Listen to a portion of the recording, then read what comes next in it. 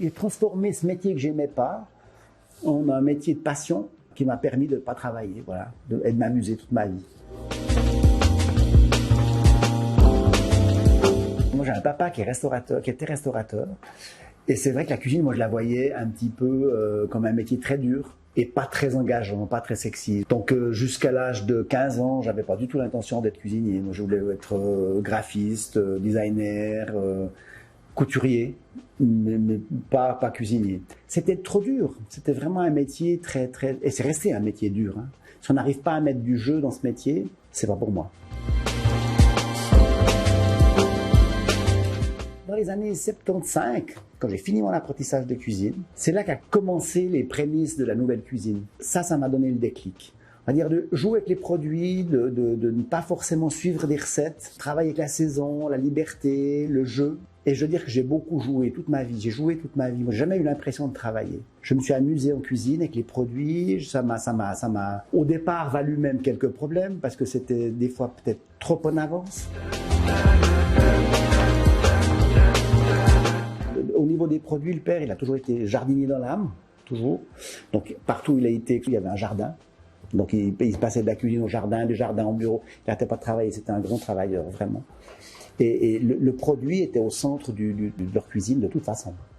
Donc, mon père, il a toujours cuisiné avec des produits frais. Il y avait cette liaison entre le grand-père, mon père et moi. Il y a toujours eu cette liaison du produit. Ben, ça fait plaisir. Et déjà, être dans le Michelin, c'est bien. Une étoile, c'est sympa. 2 étoiles, c'est très bien. On aimerait tous 3. Et c'est vrai que la 3e étoile, on se rend compte quand même qu'il faut un certain luxe. Regardez, les 3 étoiles, c'est un employé par client. C'est pas le luxe qu'il y a sur une table qui va donner 3 étoiles. Le vrai luxe dans un restaurant, c'est le personnel. C'est la main-d'œuvre.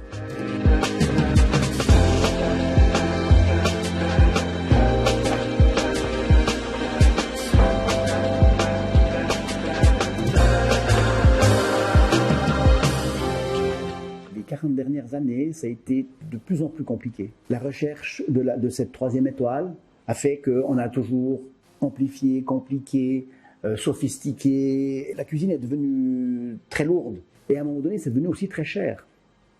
Et est-ce que c'était encore dans l'air du temps de dépenser autant pour manger? Je me suis dit qu'on pouvait manger peut-être plus souvent, moins cher, avoir autant de plaisir avec d'autres produits, évidemment. Il fallait justement choisir des produits plus simples, mais les travailler avec autant d'applications. Et là, on arrive à peu près à 3 fois moins cher et presque autant de plaisir. Donc c'est un pari qu'on a gagné et le succès était au rendez-vous très très vite. Et en plus, on est, je pense, dans l'air du temps. La tendance aujourd'hui, c'est d'arriver à l'excellence, au goût, sans complications, de façon à ce que ce soit encore abordable. La simplicité, c'est pas forcément simple. C'est des fois très compliqué d'être simple et il faut toucher juste. Voilà. La simplicité, elle demande beaucoup plus de précision presque. L'erreur est moins pardonnable.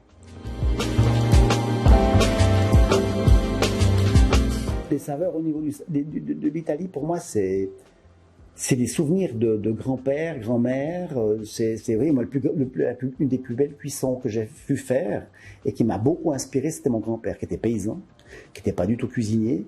Alors lui, il a fait un cabri.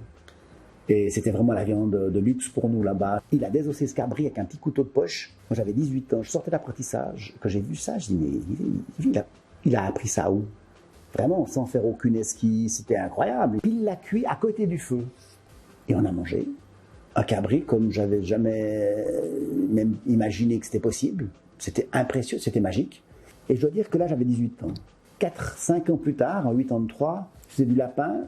Et j'ai repensé à cette cuisson. Je l'ai posé à côté du piano, un endroit un peu chaud, mais pas très chaud, et j'ai laissé 1 heure. Et c'était le début de la cuisson lente pour moi. Voilà. C'est comme ça que ça a commencé, mais c'est en pensant au cabri de mon grand-père.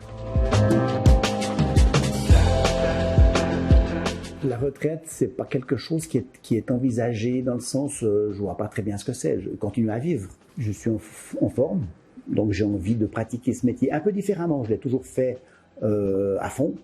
Maintenant, je peux le faire un peu différemment. Ça veut dire que la cuisine me plaît toujours. La création, c'est quelque chose de sympa, hein, j'entends. Ou même le conseil, profiter de ce qu'on a fait comme expérience durant ces 40 ans, même voire 50 ans. Là, on a 50 ans maintenant. Quand on donne des conseils, ce qui est bien, c'est qu'on est en contact avec des chefs qui sont des bons chefs. c'est rarement des mauvais chefs, hein, avec lesquels on peut rebondir, discuter, et ça donne de la vie, quoi. Ça donne du. En plus, on voit avec un œil neuf, ça fait avancer plus vite, ça évite les erreurs, voilà. Sans ma femme, j'aurais jamais réussi à faire ce qu'on a fait. Toutes les années de galère du début, où vraiment on a plus perdu d'argent que gagné d'argent, un cuisinier doit être généreux. Et quand vous accumulez les pertes et les problèmes, il faut quelqu'un qui tienne la barque derrière. Et ça, je dois dire un grand merci à ma femme, parce que vraiment, elle m'a laissé me libérer la tête pour continuer à être généreux. Et ça, si vous n'avez pas quelqu'un derrière qui donne ce coup de main-là, eh bien, vous êtes perdu. Donc voilà.